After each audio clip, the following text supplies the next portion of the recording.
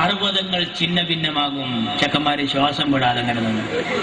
ഉസ്താദ് പറഞ്ഞു മാത്രമല്ല കടല് ആളിക്കത്തും. ബേജാറാകഞ്ഞോട്ടെങ്കിലും പോകണം. ഇതൊക്കെ കേട്ടപ്പോ ശാന്തമായ സൂചി വീണാ കേൾക്കുന്ന നിശബ്ദതയുള്ള ആ സദസ്സിൽ ഉസ്താദ് പറഞ്ഞു പത്രേ, അന്ന് അല്ലല്ലാത്ത ഒന്നും ഉണ്ടാവില്ല, അന്ന് അല്ലല്ലാത്ത ഒന്നും ഉണ്ടാവില്ല. അപ്പൊ പിന്നിലെ വെഞ്ഞിന്ന് ഒരു ചെക്കൻ സ്പീഡിൽ വന്നിട്ട് ചോദിക്കാത്തരെ അന്ന് മദ്രസ ഉണ്ടാവുമെന്ന്. ഓന്റെ ബേജാർ എന്താണെന്ന് പറയാ, സദർ ഉസ്താദ് മരിച്ചിട്ടാണെന്ന് മദ്രസയ്ക്ക് വരഞ്ഞത് കാത്തിട്ട് എന്ന പോലെ ഈ പള്ളി പൊളിക്കുന്നു, JCB വന്ന് മഞ്ചേരി പള്ളിയുടെ മിനാരം പൊളിക്കുന്നു, മദ്രസ അവതാളത്തിലാകുന്നു. ഈ പ്രതിസന്ധി മുഴുവൻ വരുമ്പോ KT ജലീലും PTA റഹീമും PMA സലാമും TK ഹംസാക്കയും Mappila സഖാക്കളും വന്നിട്ട് പിന്നിലെ വെഞ്ചിന്ന് വന്നിട്ട് ചോദിക്കുക അന്ന് ലീഗ് ഉണ്ടാവുമെന്ന്. പാവം, നിങ്ങൾക്കൊന്നുകിൽ നാണം വേണം, അതല്ലെങ്കിൽ മാനം വേണം. അത് രണ്ടുമില്ലെങ്കിൽ നാണവും മാനവും ഉള്ളവർ കുളിച്ച കുളത്തിൽ പോയി ഒന്ന് മുങ്ങുകയെങ്കിലും വേണം എന്നേ സാന്ദർഭികമായി ഞാൻ പറയുന്നുള്ളൂ. ഞാൻ ചുരുക്കുകയാണ്. കേരളത്തിൽ ഭരണം കൊണ്ട് പൊറുതിമുട്ടിയ നിങ്ങൾക്ക് അടുത്ത തെരഞ്ഞെടുപ്പിൽ ചാൻസ് വരാനിരിക്കുന്നു അല്ലേ? ഇങ്ങനെ വിലക്കയറ്റം രൂക്ഷമായ ഒരു കാലഘട്ടത്തിന് മുമ്പുണ്ടായിട്ടുണ്ടോ? തക്കാളിപ്പെട്ടിക്കൊക്കെ ഗോദ്രജിന്റെ പൂട്ടിടേണ്ടി വന്നില്ലേ? മാറ്റിച്ചേര എത്ര രൂപയാണ്? 40 ഉറുപ്പ്യ തക്കാളിക്ക് വരെ വന്നില്ലേ? എന്റെ അമ്മനോട് ചോദിച്ചു, മാനേത് കിലോ 10 എന്ന് പറഞ്ഞ് വന്നിരുന്ന സാധനല്ലേ? ഞാൻ അമ്മാനോട് പറഞ്ഞു 2 കിലോ 10 തന്നെ വന്നിരുന്നു, വാരി കൊടുത്തിരുന്നു. ഈ വിലക്കയറ്റം രൂക്ഷമായ സമയത്ത് ഉമ്മനോട് ചോദിച്ചു, പിന്നെ തക്കാളി ചാറ് വെക്കാൻ എന്താ ചെയ്യാ? ഞാൻ പറഞ്ഞു പഴയ മാതിരി നല്ല ഭരണം വേറെയാണ്, അതുകൊണ്ട് തൽക്കാലം എന്തെങ്കിലും 1 or 2 എടുത്ത് ഇങ്ങനെ ഉപയോഗിച്ചാൽ മതി. ഉമ്മ പറയും ഇതിന്റെ ഒരു ചൂരും മണമൊക്കെ വേണ്ടേ കുട്ടിയെ? ഞാൻ പറഞ്ഞു ചൂരും മണമൊന്നും വേണ്ട, നിങ്ങൾ ആ ഒരു തക്കാളി എടുത്തിട്ട് ആ ചാറിന്റെ ചട്ടിമൊന്നുണ്ട് വിഞ്ഞാങ്ങിക്കാളി. ഈ പറമ്പിലും ഈ ദേഹത്തിലും ഈ കേരളം എന്നാകെ ഉപദ്രവിക്കുന്ന സഖാവ് അച്യുതാനന്ദൻ, കൊടിയേരി, പിണറായി തുടങ്ങിയ എല്ലാ മൂർത്തികളും ഒരു 2 കൊല്ലത്തേക്ക് കൂടി അടങ്ങി നിൽക്കണമെന്ന് പറഞ്ഞ അടുപ്പിൽ കണ്ടിട്ടും ഒരു പൊട്ടി വെക്കും. ആ മണം മതി നമുക്ക്, വേറെ ആലോചിച്ചിട്ട് കാര്യമില്ല. രൂക്ഷമായി പോയി, ബാണം പോലെ കുതിച്ചുപോയത്. ഞാൻ ചോദിക്കുന്നു, മാറ്റിച്ചേരാ ഇങ്ങനെ കറണ്ട് കട്ടുണ്ടായ ഒരു കാലഘട്ടം ഉണ്ടായിട്ടുണ്ടോ? ഞങ്ങളെ ഭരണത്തിൽ കറണ്ടിന് ചാർജ് കുറച്ചു എന്ന് മാത്രമല്ല എമർജൻസി മുഴുവൻ കേടുന്നു. കാരണം എന്താ? ഉപയോഗിക്കായിട്ട്. എന്നാ ഇപ്പോഴോ?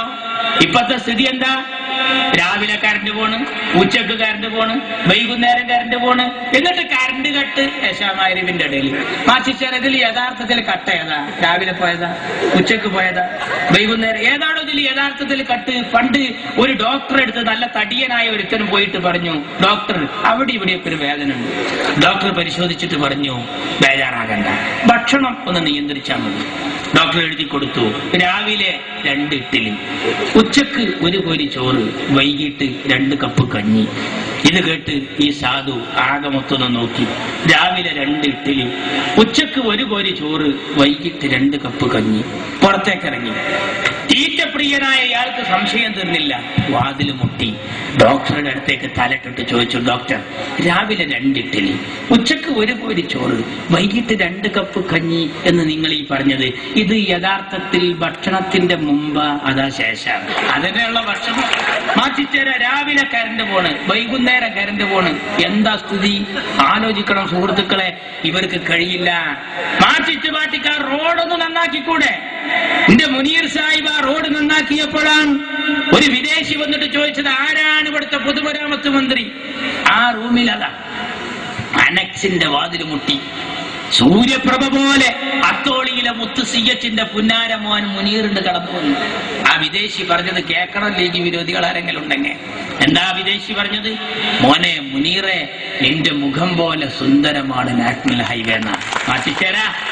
മാറ്റിച്ചേരാ മോനെ മുനീറെ, എന്റെ മുഖം പോലെ സുന്ദരമാണ് നാഷണൽ ഹൈവേ എന്നാ. സഖാവേ, മുനീർ സുന്ദരനാ, ഓ വല്ലാത്തൊരു സംഭവമാണ്. അതേമാതിരി ഒന്ന് എന്റെ കൂട്ടത്തിലുണ്ടെങ്കിൽ എത്ര നന്നായിരുന്നു. ഇപ്പൊ ഈ മാറ്റിച്ചേരോട് ചോദിച്ചു നോക്കാണ്, എന്താ സഖാവേ റോഡ് നേരാക്കാത്തത്? മഴല്ലേ മഴ. അപ്പൊ സഖാവേ എപ്പോഴും കറണ്ട് കട്ടാണല്ലോ. മഴ വേണ്ടേ മഴ. ഏതാ വിശ്വസിക്കുക മക്കളെ? ഒന്ന് ആലോചിച്ച് നോക്കൂ. ഇങ്ങനത്തെ ഒരു ഭരണം കേരളത്തിൽ ഇതിന് മുമ്പ് വന്നിട്ടുണ്ടോ? ഏതെങ്കിലും രംഗത്ത് മെച്ചെന്ന് പറയാണ്ടോ? ഞാൻ ചുരുക്കുന്നു സുഹൃത്തുക്കൾ, ഒരൊറ്റ കാര്യം പറയാം. സ്കൂളുകളെ മുഴുവൻ ചൂതാട്ട കേന്ദ്രമാക്കിയില്ലേ ഇവര്? ബുക്കില്ലാതെ പഠിക്കുന്നൊരവസ്ഥ വന്നില്ലേ? പരീക്ഷക്ക് പോണ മക്കൾ ചോദിച്ചു, ഞങ്ങൾ ഇതുവരെ ബുക്ക് കണ്ടിട്ടില്ല, പരീക്ഷ എഴുതണം, എന്താ എഴുതുക? ഞാൻ പറഞ്ഞു, ധൈര്യമായിട്ട് പോയിക്കോളി, പെന്നിൽ മഷി ഉണ്ടോ, നമ്പർ ഇടുക, 1 2 3 4. ബുക്ക് വന്നിട്ടില്ല, വരൂല്ല, കിട്ടിയിട്ടില്ല, കിട്ടാൻ സാധ്യതയില്ല. ഇത്ര റാഹത്തിലൊരു പരീക്ഷ അടുത്തൊന്നും വരില്ല, ഞങ്ങൾ ധൈര്യമായിട്ട് പോയിക്കോളി. എന്താ സ്ഥിതി അറിയങ്ങള്? ഏത് ഓഫീസിൽ ചെന്നാലും ലോട്ടറി ടിക്കറ്റാണ്. പഞ്ചായത്ത് മെമ്പർ എന്ന നിലയിൽ കുറ്റിപ്പുറത്ത് ഞാൻ ഈ തെങ്ങ് തടം തുറക്കുന്നതിനും വളത്തിനൊക്കെ എന്റെ നാട്ടുകാർക്ക് എഴുതി കൊടുത്തു. ഇത് പാസ്സായി കൃഷി ഓഫീസിൽ നിന്ന് വളം വാങ്ങാനും കാശ് വാങ്ങാനും സബ്സിഡി വാങ്ങാനും ഈ തള്ളാനൊക്കെ പോയി.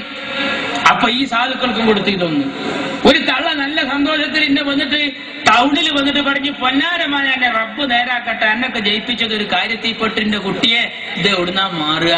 തള്ളന്റെ വിചാരം 2000-ന്റെ ഒറ്റോട്ടാക്കിട്ട് പോയ ലോട്ടറി ടിക്കറ്റാണ്, ലോട്ടറി ടിക്കറ്റാണ്. ഒന്ന് ആലോചിച്ച് നോക്കൂ, ഓഫീസിൽ മുഴുവൻ ലോട്ടറി ടിക്കറ്റ്.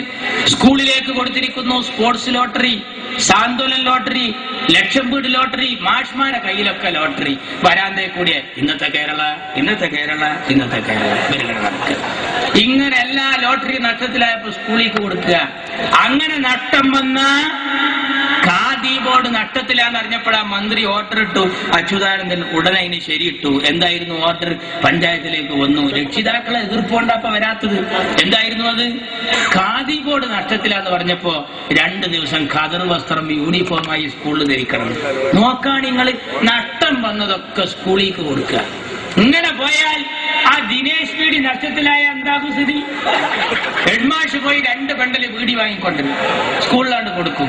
അങ്ങനെ നമ്മളൊക്കെ സ്കൂളിന്റെ അടുത്ത് പോയി നോക്കിയാൽ കാണാം 7 ബിന്നും 8 സിന്നും 50 എഫ് എന്നൊക്കെ ഒരു പുക ഇങ്ങനെ കൊണ്ട്.